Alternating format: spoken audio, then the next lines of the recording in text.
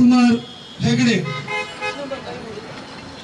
BJP ನಾಯಕರಾದ ಅನಂತಕುಮಾರ್ ಹೆಗಡೆ ಲೋಕಸಭಾ ಸದಸ್ಯರು ಮತ್ತು ಆ ಪಕ್ಷದ ಮಾಜಿ ಸಚಿವರು, ಇವರು ಒಂದು ಹೇಳಿಕೆಯನ್ನು ಅನೇಕ ಬಾರಿ ಸಚಿವರಾಗಿದ್ದು ಕೊಟ್ಟಿದ್ರು, ಈಗ ಸಂಸದರಾಗಿಯೂ ಕೊಡ್ತಾ ಇದ್ದಾರೆ. ಅವರು ಮಾತ್ರ ಅಲ್ಲ, ಅವರ ಪಕ್ಷದ ಇತರ ನಾಯಕರುಗಳು ಕೂಡ ಸತತವಾಗಿ ಈ ದೇಶದ ಸಂವಿಧಾನವನ್ನ ನಾವು ಬದಲಾವಣೆ ಮಾಡ್ತೇವೆ, ಅನೇಕ ಬಾರಿ ಅನೇಕ ಸಂದರ್ಭಗಳಲ್ಲಿ ಅನೇಕ ಹೇಳಿಕೆಗಳು. ಉತ್ತರ ಕನ್ನಡದಲ್ಲಿ ಮಾತನಾಡುವಂತಹ ಸಂದರ್ಭದಲ್ಲಿ ಬಿಜೆಪಿ ಕಾರ್ಯಕರ್ತರ ಸಭೆಯಲ್ಲಿ ಮಾತನಾಡಿದಂತಹ ಅನಂತಕುಮಾರ್ ಹೆಗಡೆ ಅವರು ಇವತ್ತು ಮೋದಿಜಿ ಅವರಿಗೆ 400 ಸೀಟುಗಳು ನಾವು ಕೊಡುಗೆ ಕೊಟ್ಟರೆ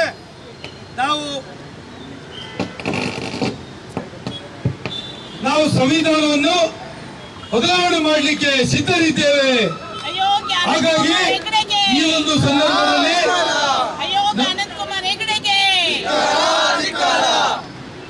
ಒಂದು ಸಂದರ್ಭದಲ್ಲಿ ಬಿಜೆಪಿಗೆ 400 ಸೀಟ್ಗಳನ್ನ ಕೊಡಬೇಕು ಅಂತ ಹೇಳುವ ವಿನಂತಿಯನ್ನ ಮಾಡಿದ್ದಾರೆ. ಬಹುಶಃ ಈ ದೇಶದ ಅತ್ಯಂತ ಪ್ರಮುಖವಾದಂತ ಇವತ್ತು ಯಾವ ಅನಂತಕುಮಾರ್ ಹೆಗಡೆ ಅವರು ಸಂವಿಧಾನದ ಅಡಿಯಲ್ಲಿ ಚುನಾವಣೆಗೆ ನಿಂತು ಲೋಕಸಭೆಗೆ ಪ್ರವೇಶ ಮಾಡಿ ಮಂತ್ರಿ ಆಗಿದ್ದಿದ್ರೆ ಅಥವಾ ಈ ದೇಶದ ಉದ್ದಗಲಕ್ಕೂ ಇವತ್ತು ಒಂದು ವ್ಯವಸ್ಥೆ ನಿರ್ಮಾಣ ಆಗಿದ್ದಿದ್ರೆ ಅದು ಡಾಕ್ಟರ್ BR ಅಂಬೇಡ್ಕರ್ ಅವರು ರಚನೆ ಮಾಡಿದಂತಹ ದೇಶದ ಸಂವಿಧಾನ ಮತ್ತು ಆ ಸಂವಿಧಾನಕ್ಕೆ ಈ ದೇಶದ 135 ಕೋಟಿ ಜನರು ಕೂಡ ಬೆಂಬಲವಾಗಿ ನಿಂತು ಈ ದೇಶ ಪ್ರಜಾಪ್ರಭುತ್ವವನ್ನ ಅಂಗೀಕರಿಸಿ ಈ ದೇಶ ಪ್ರಜಾಪ್ರಭುತ್ವದ ಉಳಿವೇ ಈ ದೇಶದ ಸಂವಿಧಾನ ಅಂತ ಹೇಳುವುದನ್ನ ಇವತ್ತು ನಾವು ನೆನಪಿಟ್ಕೊಳ್ಬೇಕಾಗ್ತದೆ. ಅನಂತಕುಮಾರ್ ಹೆಗಡೆ ಅವರು ಮಾತಾಡಿದಕ್ಕೆ ಇವತ್ತು ಅದಕ್ಕೆ ಪೂರಕವಾಗಿ ಅವರ ಪಕ್ಷದ ನಾಯಕರುಗಳು ಹಳ್ಳಿಯಿಂದ ಡೆಲ್ಲಿವರೆಗೆ ಹೇಳ್ತಾ ಇದ್ದಾರೆ. ಅನಂತಕುಮಾರ್ ಹೆಗಡೆ ಅವರು ಮಾತುಗಳು ಅದು ಅವರ ವೈಯಕ್ತಿಕವೇ ಹೊರತು ಅದು ಪಕ್ಷದಲ್ಲ ಅಂತ ಮಾತನ್ನ ಹೇಳ್ತಾರೆ. ಬಂಧುಗಳೇ, ಬಿಜೆಪಿ ಪಕ್ಷದ ನಾಯಕರು ಒಂದು ವೇಳೆ ಆ ಮಾತನ್ನು ವೈಯಕ್ತಿಕವಾಗಿರ್ತಕ್ಕಂಥ ಹೇಳಿಕೆ ಆಗಿದ್ದಿದ್ರೆ 1 ನಿಮಿಷದ ಒಳಗಾಗಿ ಅವರ ಪಕ್ಷದಿಂದ ಹೊರಗೆ ಹಾಕಿ ಸಂಸತ್ ಸದಸ್ಯತ್ವವನ್ನು ಕಿತ್ತುಕೊಂಡು ರಾಜೀನಾಮೆಯನ್ನು ಪಡೆದು ಪಕ್ಷದಿಂದ ಕಿತ್ತು ಆಗತಕ್ಕಂಥ ಕೆಲಸ ಈ ಒಂದು ಪಕ್ಷದಿಂದ ಮಾಡ್ಲಿಕ್ಕಾಗಲಿಲ್ಲ. ಈ ಪಕ್ಷದ RSS ಇರ್ಬೋದು, ಬಿಜೆಪಿ ಇರ್ಬೋದು, ಅವರು ಈ ದೇಶದ ಸಂವಿಧಾನದಲ್ಲಿ ನಂಬಿಕೆಯನ್ನು ಕಳೆದುಕೊಂಡಿದ್ದಾರೆ ಅಂತ ಹೇಳುವುದಕ್ಕೆ ಈ ಹಿಂದೆ ದೇಶದ 75ನೇ ಸ್ವಾತಂತ್ರ್ಯದ ದಿನಾಚರಣೆಯನ್ನ ಆಚರಣೆ ಮಾಡತಕ್ಕಂಥ ಸಂದರ್ಭದಲ್ಲಿ ಲೋಕಸಭೆಯಲ್ಲಿ ಒಂದು ಕೈಪಿಡಿಯನ್ನ ಕೊಡ್ತಾರೆ. ಆ ಕೈಪಿಡಿಯಲ್ಲಿ ಸೆಕ್ಯುಲರಿಸಂ ಜಾತ್ಯತೀತ ಎಂಬ ವರ್ಡ್ ಅನ್ನ ತೆಗೆದು ಹಾಕಿ ಸಂವಿಧಾನದ ಕೈಪಿಡಿಯನ್ನ ವಿತರಣೆ ಸಂಸದರಿಗೆ ಮಾಡ್ತಾರೆ. ಅದರ ಅರ್ಥ ಈ ದೇಶದ ಸಂವಿಧಾನದಲ್ಲಿ ಬಿಜೆಪಿ ಅವರಿಗೆ ನಂಬಿಕೆ ಇಲ್ಲ. ಯಾವಾಗ ದೇಶದ ಸಂವಿಧಾನದಲ್ಲಿ ನಂಬಿಕೆ ಇಲ್ವೋ ಅಂತ ಪಕ್ಷ ಈ ದೇಶವನ್ನು ಆಳಲಿಕ್ಕೆ ನಾಲಾಯಕು. ಹಾಗಾಗಿ ದೇಶದ ಪ್ರಧಾನಮಂತ್ರಿ ನರೇಂದ್ರ ಮೋದಿ ಅವರು ರಾಜೀನಾಮೆ ನೀಡಬೇಕು. ಧಿಕ್ಕಾರ ಧಿಕ್ಕಾರ ಧಿಕ್ಕಾರ ಧಿಕ್ಕಾರ. ಯಾತಕ್ಕಾಗಿ ಹೋರಾಟ, ಯಾತಕ್ಕಾಗಿ ಹೋರಾಟ. ನೀಡಲೇಬೇಕು. ಬಂಧುಗಳೇ, ಈ ದೇಶದ ಭವಿಷ್ಯದ ಅಡಿಗಲ್ಲನ್ನ ಅಲ್ಲಾಡಿಸತಕ್ಕಂತ ದೇಶದ ಪ್ರಧಾನಮಂತ್ರಿ ನರೇಂದ್ರ ಮೋದಿ ಅವರಿಗೆ ಮತ್ತು ಅವರ ಎಲ್ಲ ಸಚಿವ ಸಂಪುಟದವರಿಗೆ ಏನಾದರೂ ನೈತಿಕತೆ ಇದ್ರೆ, ಈ ದೇಶದ ಸಂವಿಧಾನದ ಮೇಲೆ ನಂಬಿಕೆ ಇದ್ದಿದ್ರೆ ನಮ್ಮ ಪಕ್ಷದಲ್ಲಿ ಆಗಿದ್ರೆ ಅರ್ಧ ಗಂಟೆ ಒಳಗಡೆ ರಾಜೀನಾಮೆ ತೆಗೆದು ಅವರನ್ನು ಪಕ್ಷದಿಂದ ಹೊರಗೆ ಹಾಕ್ತಾ ಇದ್ರು. ಆದರೆ ಬಿಜೆಪಿ ಅವರು ಅವರನ್ನ ಸತತವಾಗಿ ಬೆಂಬಲ ಮಾಡಿಕೊಂಡು ಬಂದಿದ್ದಾರೆ. ಈ ಹಿಂದೆ ಜಂತರ್ ಮಂತರ್ನಲ್ಲಿ ಒಂದು ದೊಡ್ಡ ಪ್ರತಿಭಟನೆ ಆಗ್ತದೆ.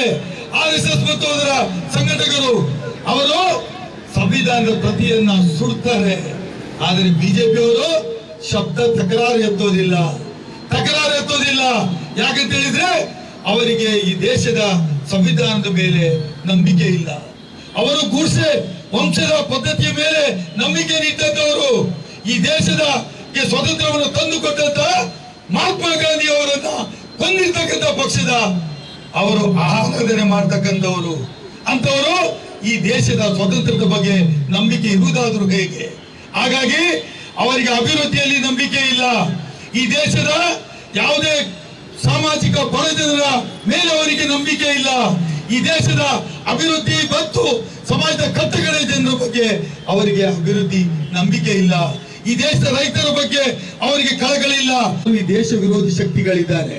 ಯಾರು ಈ ದೇಶವನ್ನ ವಿಭಜನೆ ಮಾಡ್ತಾರೆ, ಯಾರು ಜಾತಿ ಧರ್ಮದ ಹೆಸರಿನಲ್ಲಿ ಈ ದೇಶವನ್ನು ವಿಭಜನೆ ಮಾಡ್ತಾರೆ, ಅಂತವರನ್ನ ಬೆಂಬಲಿಸಿಕೊಂಡು ಬಂದಿರತಕ್ಕಂಥ ಬಿಜೆಪಿ ಪಕ್ಷ ಇವತ್ತು ಸಮಾಜವಾಗಿರ್ತಕ್ಕಂಥ ಶ್ರೀಮತಿ ಶೋಭಾ ಕರಂದ್ಲಾಜೆ ಅವರು, ಕುಮಾರಿ ಅಲ್ವಾ ಶ್ರೀಮತಿ ಕುಮಾರಿ ಶೋಭಾ ಕರಂದ್ಲಾಜೆ ಅವರು, ನಾನು ಪ್ರಶ್ನೆ ಮಾಡ್ತೇನೆ, ಯಾಕೆ ಸ್ವಾಮಿ ನೀವು ಅಧಿಕಾರದಲ್ಲಿ ಇದ್ದೀರಲ್ವಾ, ಮಂತ್ರಿಗಳಾಗಿದ್ದೀರಲ್ವಾ, ಕಟೀಲ್ ಅವರೇ ನೀವು ರಾಜ್ಯದ ಬಿಜೆಪಿ ಅಧ್ಯಕ್ಷರಾಗಿದ್ದೀರಲ್ವಾ, ಯಾಕೆ ನಿಮ್ಗೆ ಗೋ ಬ್ಯಾಕ್ ಅಂತಾರೆ?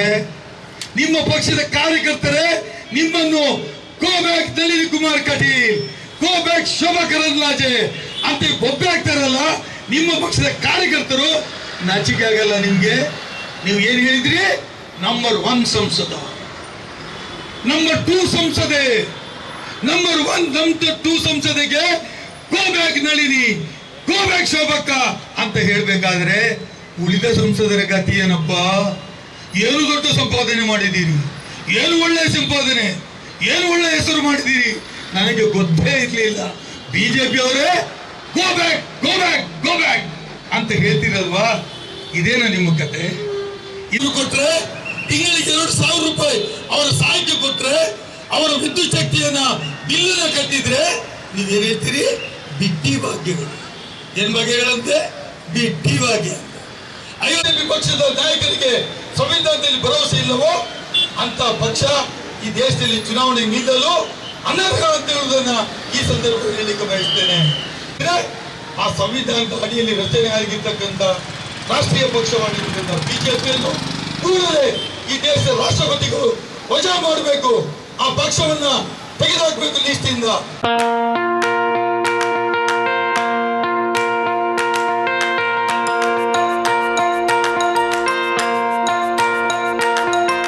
Dr. M. V. Shetty Institutions, Mangaluru. Empowering dreams and achieving greatness since 1985. Dr. M. V. Shetty College prides itself in its history of 38 years. It undertook path-breaking initiatives in Indian higher education with the introduction of innovative and modern curricula, insistence on academic discipline, imparting of holistic education, and adoption of global higher education practices with the support of creative and dedicated staff. First private college in Karnataka offering diverse healthcare programs, offers you multiple of courses.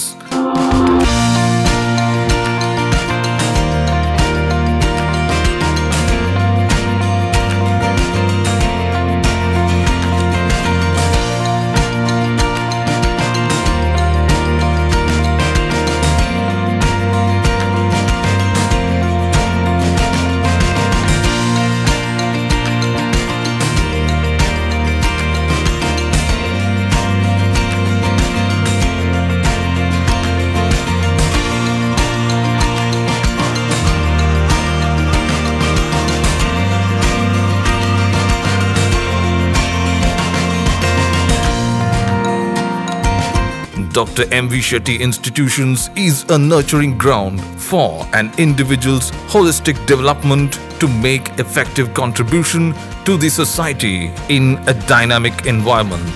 Dr. M. V. Shetty Institutions, Kavur Road, Vidyanagar, Mangaluru, Karnataka 575013. Contact 0824 248 1048, 0824 248 1096. Website www.mvshettycolleges.edu.in. ಸುದ್ದಿ channel, ಕ್ಷಣ ಕ್ಷಣದ ಸುದ್ದಿಗಾಗಿ.